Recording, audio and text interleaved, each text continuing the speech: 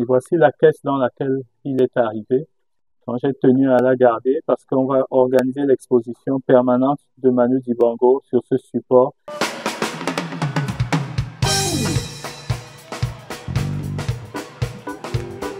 Awesome. Are you ready?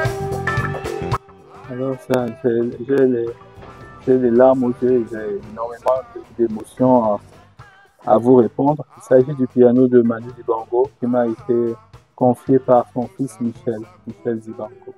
Probablement parce que c'était aussi quelqu'un de très important pour moi. En tout cas, Manu Dibango était mon maître, mon mentor dans la musique, dans les choix que j'ai fait finalement de devenir chef d'orchestre et de me consacrer à la promotion des musiques noires d'Afrique, de la Caraïbe et de l'Amérique, des Amérique du Sud, Amérique du Nord. Et c'est quelqu'un qui m'a énormément apporté aussi dans la vision du piano dans la musique africaine. Parce que Manu Dibango, quand je ne le connaissais pas encore, j'étais alors âgé de 14-15 ans lorsque je découvrais son album Mélodie africaine, piano solo, en 2 volumes.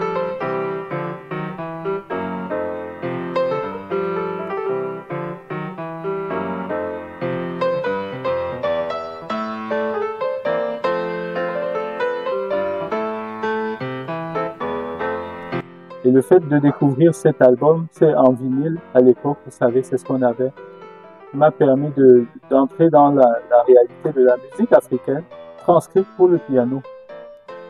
Et c'est comme ça que je suis entré moi-même dans l'univers de la musique africaine, parce que vous savez, quand vous êtes pianiste, tout de suite on vous propose le jazz, le classique, et la musique africaine n'a rien à voir a priori avec cet instrument.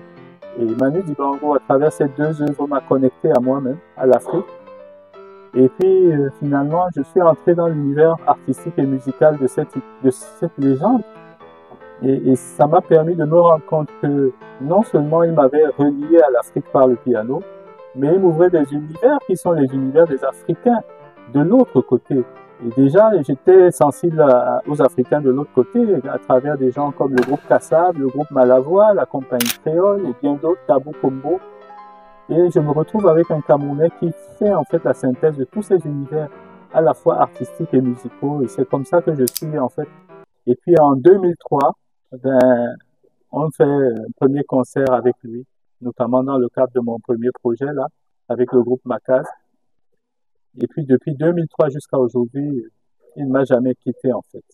Et voici la caisse dans laquelle il est arrivé quand j'ai tenu à la garder parce qu'on va organiser l'exposition permanente de Manu Dibango sur ce support. C'est vrai qu'il avait déjà beaucoup d'espace au Centre culturel Ubuntu et que finalement, je lui ai dédié cet angle-là pour raconter la relation que lui-même avait avec ce piano qu'il nous a confié par le biais de son fils, à qui je dis merci aussi parce que Michel a pris la peine de venir vers nous pour nous demander de prendre possession de cet instrument, toute la symbolique qui est dedans.